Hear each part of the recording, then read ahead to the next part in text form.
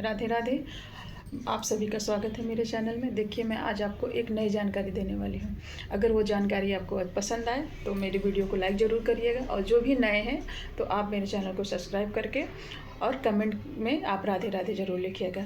देखिए, आज की मेरी जानकारी माघ महीने से, तो इसके बारे में मैं आपको बताऊंगी कि हमको माघ स्नान कैसे करना है, कैसे पुण्य कर उसमें हमको कौन कौन से दान देने हैं, और कैसे हमको 1 महीने तक अनुष्ठान जो भी करते हैं उस सब के बारे में मैं आपको बताऊंगी। देखिए, पहले हमारे यानी सनातन जो भी हम 12 महीने होते हैं उसमें 3 स्नान यानी 3 महीने के, जैसे एक कार्तिक स्नान, वैशाख स्नान और माघ स्नान, ये 3 महीने के स्नान हमारे प्रमुख माने जाते हैं, जो कि हमको भगवान की विशेष कृपा दिलाते हैं। इसमें जो भी हम दान पुण्य करते हैं इससे हमको भगवान की प्राप्ति, हमको बहुत सारे सुखों की प्राप्ति होती है, या मोक्ष की कहिए।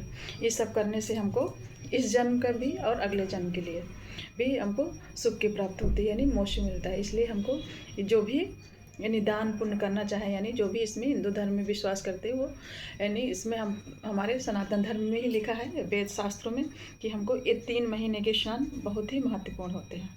तो देखिए, हमको इन तीनों महीने के स्नान में इस एक प्रमुख स्नान हमारा ये माघ का महीना होता है। देखिए, इसमें तो बहुत सारा अनुष्ठान लोग अपने मोक्ष के लिए बहुत कुछ करते हैं। देखिए, यानी प्रयागराज में ही हर रोज़ एक मतलब गंगा स्नान करते हैं पूरे महीने भर। लेकिन देखिए, हर किसी को गंगा स्नान सबको नहीं मतलब मिल पाता है, देखिए बहुत से लोगों को। तो इसलिए हम कुछ ऐसा भी कर सकते हैं जिससे हमको गंगा स्नान का भी पुण्य मिल सकता है। तो देखिए, हमारा माघ का महीना मैं बता दूं कब से शुरू होने वाला है। माघ का महीना हमारा 3 जनवरी से शुरू होगा 2026 से, और 1 फरवरी दिन रविवार को 2026 में समाप्त होगा, यानी इसकी पूर्णिमा है। ये पूर्णिमा से शुरुआत किया जाता है स्नान की, जो भी बहनें स्नान करना चाहें, और पूर्णिमा तक इसकी रहता है, यानी हमको स्नान करना रहता है। इसमें देखिए, सबसे है आप कोई भी स्नान करिए, चाहे कार्तिक है, वैशाख है, माघ, आपको इसमें तारे के रहते हुए ही स्नान किया जाता है, तभी ये हमारा स्नान माना जाएगा। तो इसके लिए हमको देखिए, सुबह जैसे जब तारे आकाश में हो तब हमको स्नान करना रहता है, यानी सुबह ब्रह्म मुहूर्त में। देखिए, लेकिन अगर सब हर किसी को नहीं हो पाता है, तो अगर आप कम से कम इतना ही कर सकते हैं तो आप थोड़ा सूरज निकलने से पहले भी पानी में आप गंगा जल डाल के स्नान कर सकते हैं। क्योंकि देखिए, हर किसी को हर कोई प्रयागराज में आके गंगा स्नान नहीं कर सकता है।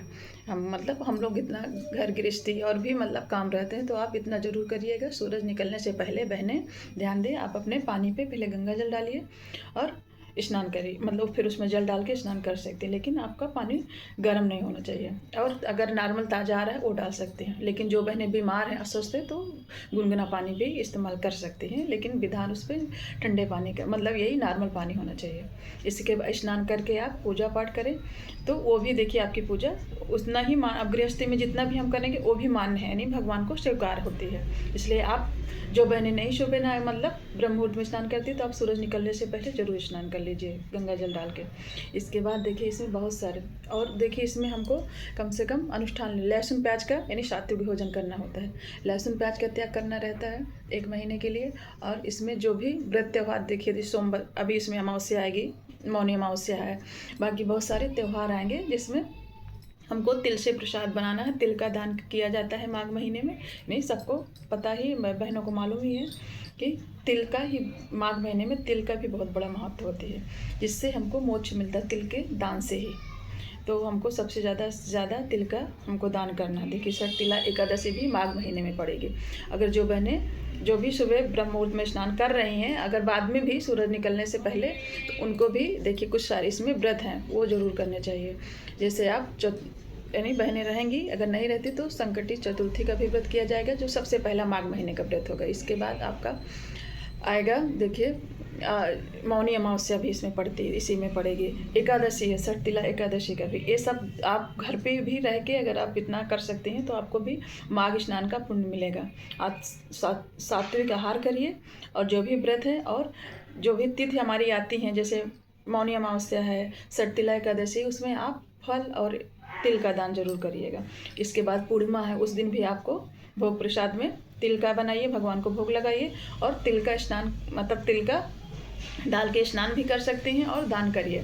इस दान में भी तिल का ही, काले तिल का ही मतलब इस्तेमाल करके आप दान कर दीजिए, जिससे कि हमको हमारे पूरे महीने का माघ स्नान का फल मिलेगा। अब देखिए, कुछ बहनें अस्वस्थ हैं, तो कोई बात नहीं, आप आराम से नहाइए, लेकिन आप सात्विक भोजन करिए और कोशिश करिए कि आप ये सारे जो भी हमारे माघ महीने के तीज त्यौहार आते हैं उसमें आप दान करते रहिएगा, और उससे भी आपको भगवान की कृपा मिलेगी।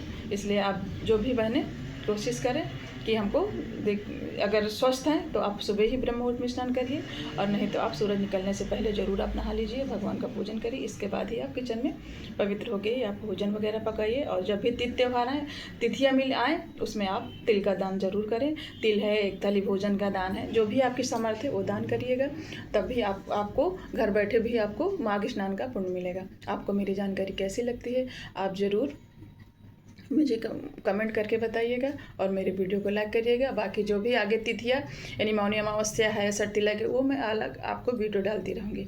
राधे राधे।